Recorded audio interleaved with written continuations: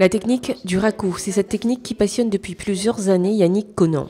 C'est une technique japonaise du XIVe siècle et qui consiste à faire en deuxième cuisson un choc thermique. C'est-à-dire on va sortir la pièce à 1000 degrés par rapport à l'extérieur où il fait on va dire 30 degrés et ça va faire craquer les émaux. Ensuite on va plonger la pièce rouge de feu dans de la sueur qui va s'enfumer et ça va noircir les parties non émaillées de la pièce. C'est donc tout naturellement une pièce fabriquée selon cette technique qu'elle propose au jury du prix Célimène. Je suis passionnée de céramique, de sculpture particulièrement et de la technique du raku.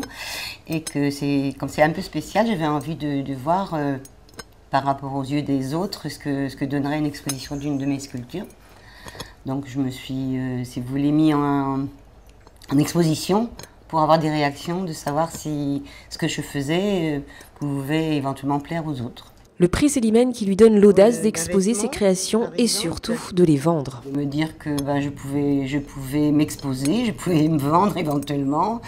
Moi, je ne suis pas après, si vous voulez, gagner beaucoup de sous, mais le pouvoir continuer, c'est-à-dire racheter mes matières qui viennent de France, puisque j'utilise un grès qui vient de Saint-Amand, qui est un grès chamoté, donc une terre très résistante qui n'existe pas à La Réunion. Désormais, Yannick s'est fait une petite place dans le monde de la sculpture. Plus ça va, plus je prends de l'âge. Je continuerai tant que je pourrai, en espérant que je peux le faire encore un certain temps, oui. Voilà. Mes projets, c'est toujours la même histoire. Je fais partie d'associations d'art, art et tradition, les rencontres alternatives. Donc, je fais des expositions d'art régulièrement et je vends mes pièces, voilà.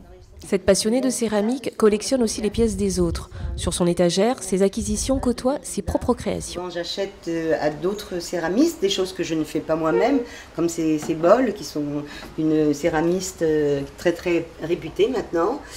Et c'est de la porcelaine, ce que je ne fais pas. Ça, ce sont des enfumages également, avec des patines que je ne fais pas. Donc j'achète ce que je ne fais pas.